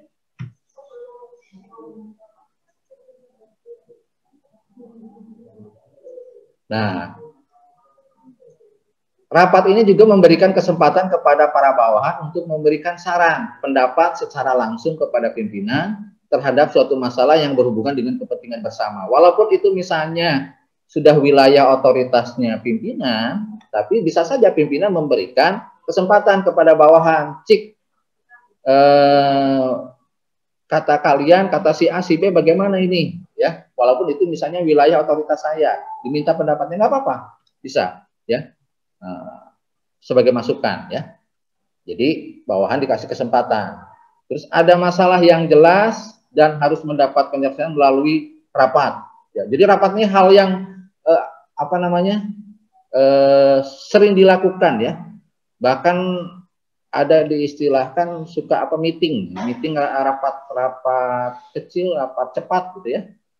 Sebetulnya kegiatan rapat ini akan sangat penting sekali, sangat sering digunakan, gitu, ya. Makanya di dalam LDKS dimasukkan itu materi rapat, ya. Telah diputuskan oleh pimpinan agar diselenggarakan rapat atau telah tiba saatnya untuk diselenggarakan rapat secara berkala. Nah, gini, ada masalahnya banyak nih. Nah, ini mungkin nanti sekretarisnya, kalau ketua itu sekretaris harus bisa membuat agenda. Bulan ini kita rapat masalah ini kita selesaikan sampai dapat suatu keputusan, sampai dapat suatu ketentuan. Bulan ini kita rapat mengenai ini. Nah, itu kalau seandainya hal yang dibicarakan itu sangat banyak, itu harus membuat agenda sehingga diselenggarakannya itu secara berkala. Ya. Tujuan rapat ini terakhir mungkin menyampaikan suatu beberapa informasi yang harus dilakukan dengan maksud. Jika penyampaian informasi tidak dilakukan secara langsung, melalui rapat, maka dikhawatirkan akan menimbulkan salah persepsi. Nah, bisa saja nanti yang disampaikan itu miskomunikasi ya. Tapi dengan adanya rapat, kadang-kadang kan gini, kayak sekolah misalnya membuat ketentuan bahwa siswa Ciranjang ini misalnya biayanya sekian sudah ditentukan, tapi kenapa dirapatkan lagi? Nah, fungsinya itu, misalnya ada yang miskomunikasi, misinformasi, jadi salah paham, keterbatasan dalam redaksi ya, redaksi bahasa, kadang-kadang punya persepsi lain-lain orang-orang itu. Nah, dengan rapat ini bisa mengcover masalah seperti itu. Mendapat masukan dari para anggota rapat, bila ada masalah yang berat, membutuhkan masukan dari semua anggota, misalnya masalah mengenai penurunan gaji pegawai. Wah, itu kan pada umum gaji pegawai diturunkannya. Rapat itu ya ada perusahaan ya geriet gitu misalnya gitu. Melibatkan beberapa orang yang memiliki kemampuan tertentu untuk memecahkan masalah yang dihadapi sehingga masalah diharapkan dapat segera diatasi. Nah gini, misalnya kayak sekolah nih butuh misalnya air nih, kumaha supaya itu ngagali ngabor teh anggar cair nawai, dipanggil lah salah satu ahli di dalam rapat, ngomong cek ahli teh kieu. Nah, di dalam rapat teh nanti semua orang memberikan masukan, cek saya mah iya. Diambillah suatu keputusan dari salah satu narasumber yang ahli, nanti dipanggil di rapat, nanti putusannya kan nanti mungkin ada pilihan-pilihannya, itu diambillah dari keputusan rapat. Itu saja mungkin, karena sebetulnya masih banyak ini rapat ini, tapi saya poin pentingnya aja yang saya sampaikan, karena saya ngomong ini kayak dikejar-kejar anjing juga, dikejar-kejar setan, karena waktunya hanya 30 menit ya. Itu saja, mudah-mudahan bermanfaat. Wabil taufiq wal hidayah. Wassalamualaikum warahmatullahi wabarakatuh. Waalaikumsalam warahmatullahi wabarakatuh. Waalaikumsalam warahmatullahi wabarakatuh.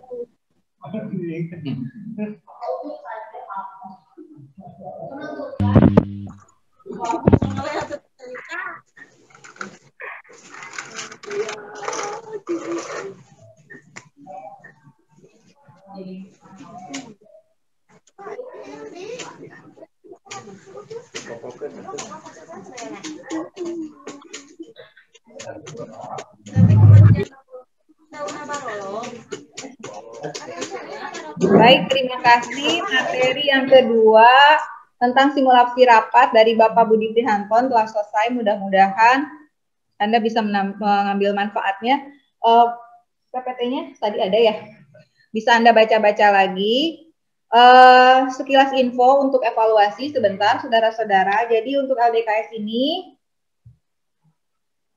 nanti kami akan mengumumkan secara resmi siapa-siapa saja yang akhirnya diterima sebagai pengurus OSIS dan juga MPK berdasarkan beberapa kriteria. Nah, di antaranya kehadiran, yang kedua keaktifan Anda, seperti yang dulu pernah saya share di sana. Kemudian ada beberapa hal lain juga, ada catatan-catatan kami secara tidak langsung dari attitude Anda selama mengikuti LDKS dari hari Senin sampai dengan hari Jumat. Plus hari Senin kami akan mengadakan tes tulis untuk Anda semuanya. Ya, hari Senin jam berapa? Kemungkinan besar setelah screening tentu saja, nanti diinformasikan lagi. Kalau tidak jam 1, jam 2, antara jam itulah sampai kurang lebih pukul 3. Nggak akan lama, mungkin cuma setengah jam saja. Materinya dari yang sudah dibahas oleh para pemateri dari awal sampai yang hari ini. Oke, cukup jelas saudara-saudara? Siap ya? Jadi nanti akan ada tes tertulis. Nah, lalu dari sana kami jumlahkan, lalu nanti kami lihat, dan itu menjadi kriteria terakhir dari penilaian kami. Jadi intinya penilaiannya tidak sebatas kehadiran dan lain sebagainya, tapi semuanya kami mencoba untuk menyeluruh atau holistik seperti itu. Cukup jelas ya saudara-saudara. Nah, Itu info yang bisa saya sampaikan. Nanti setelah selesai penilaian, kalian tunggu saja nanti siapa-siapa sajakah yang akhirnya layak untuk menjadi pengurus OSIS dan juga MPK masa bakti 2020-2021. Jangan keluar dulu karena nanti akan ada sekolah di Zoom tentang Oke. Ya, berikutnya setelah ini acara kita adalah penutupan yang akan disampaikan oleh Bapak Saiful Kamal sebagai Wakasek Kesiswaan. Harusnya sama Pak KS, cuma Pak KS berhubung sedang ada kegiatan lain, jadi diwakilkan kepada Bapak Saiful Kamal. Dan tolong satu kali lagi, setelah nanti penutupan, Anda jangan dulu keluar karena admin dalam hal ini tim IT akan mengumumkan tata cara bagaimana nanti Anda mengerjakan tes tulis untuk hari Senin. Makanya Anda harus tetap nyimak. Begitu ya pengumuman dari saya. Jadi setelah penutupan jangan dulu close, tapi dengarkan dulu nanti pemaparan informasi dari Bapak Indra. Baik, tidak usah menunggu lama, kita langsung ke materi itu saja yang bisa sampaikan untuk evaluasi dan persiapan. Kita akan masuk ke acara berikutnya, yaitu penutupan yang akan disampaikan oleh Bapak Saiful Kamal Ahmad. Kepada Bapak Saiful Kamal, kami persilahkan. Silakan Pak. Nanti ada info lagi dari Pak. Aduh. Assalamualaikum warahmatullahi wabarakatuh. Waalaikumsalam warahmatullahi wabarakatuh. Assalamualaikum warahmatullahi wabarakatuh. Warahmatullahi wabarakatuh. Terasa ya? Ya. Kita ucapan hari Senin kita mulai. Nah, kita telah sampai ke hari Jumat ini, hari terakhir ya. Semoga kalian selalu sehat walafiat, dilindungi Allah Subhanahu wa taala. Siswa-siswi SMA 1 Ciranjang sehat, tidak ada terkena penyakit-penyakit pandemi sekarang ya. Kalian harus selalu doakan mudah-mudahan bulan Januari ya kita bisa sekolah normal kembali. Ya, soalnya sudah nggak kuat jajan di kantin ya. Sudah banyak uang jajannya dikumpulkan. Si ibu kantin tuh sudah bolak-balik beres-beres kantin, pengen jualan sebelah sama basreng, kasihan tuh. Kalian doakan selalu ya. Salawat dan salam selalu kita curahkan pada Nabi Agung Muhammad Rasulullah SAW. Alhamdulillah, Bapak ucapkan selamat. Kalian sudah mengikuti kegiatan LDKS ini. Semoga apa yang telah disampaikan dari pemateri pertama sampai tadi Pak Budi Rihanton ya tentang rapat, kalian bisa ambil poin-poin yang bisa kalian ingat. Saya yakin apa yang tadi dari hari Senin sampai hari Jumat disampaikan, saya yakin pasti ada yang lupa ya. Betul nggak? Bukan ada yang ingat, pasti ada yang lupa. Makanya kalian kalau lupa, lihat catatan. Tapi tidak semua mencatat, saya lihat ya. Guys, kalian silakan kalau memang mau membuka kembali, ya kalian lihat lagi catatan-catatannya. Tapi ini Zoom ini direkam ya, jadi ada rekamannya. Ya.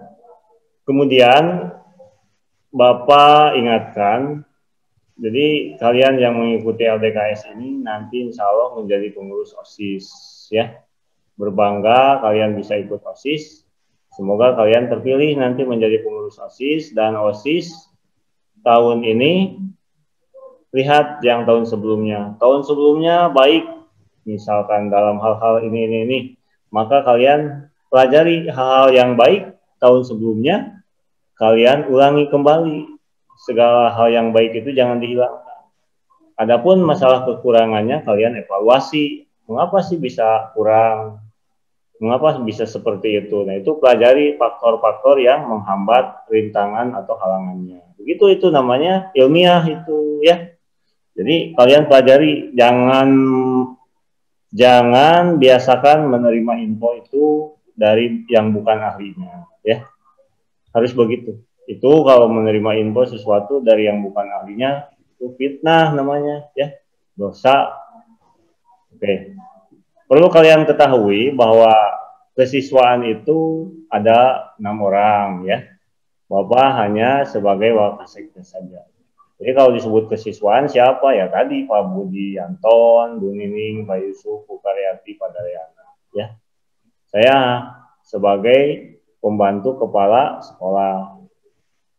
Nah, mudah-mudahan kalian masa kesiswaan dengan saya, OSIS kalian nanti pengurus yang baru, bulan Januari kalian bisa membuat program, ya, terpilih nanti.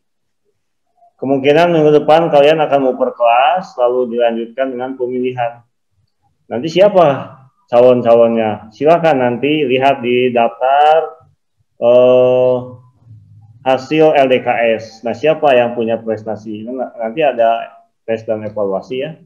Nah, nanti kalian bisa lihat, oh ini calon OSIS kita. Apakah nanti M. Irsan, Al-Gipari, ini Tasya, Hafsa, Haikal, Ihja, ya. Silakan, semua punya hak untuk menjadi pengurus OSIS. Semua punya hak dipilih dan memilih, ya. Paham ya? Oke.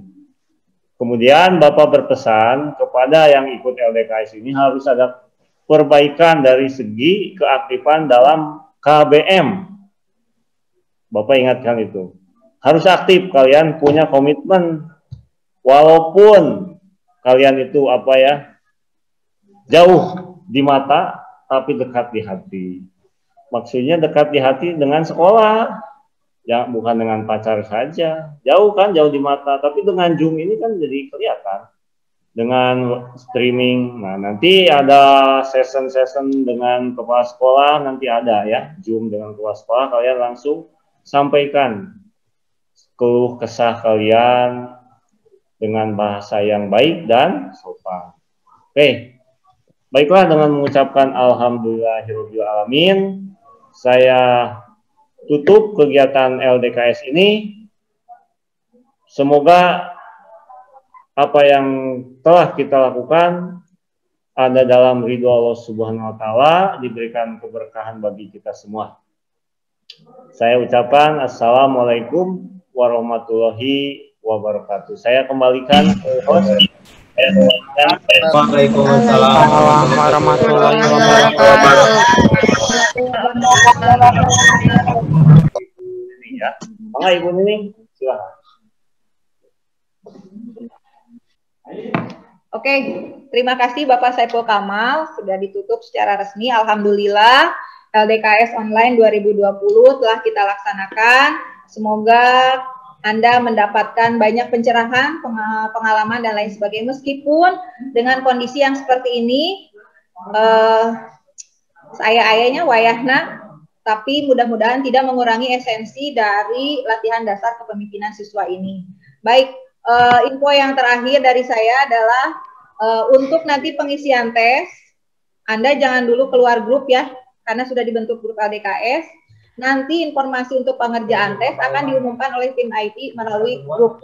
Itu saja, mungkin hal-hal lainnya kamu sering cek-cek saja grup LDKS untuk informasi selanjutnya. Demikian dari saya, karena sudah ditutup oleh Pak Saiful. Terima kasih atas kehadirannya, Anda dalam kegiatan ini.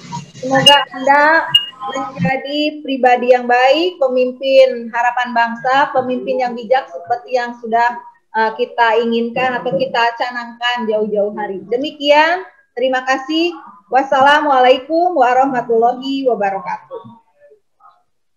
Waalaikumsalam. Waalaikumsalam warahmatullahi wabarakatuh. Waalaikumsalam warahmatullahi wabarakatuh. Waalaikumsalam warahmatullahi wabarakatuh.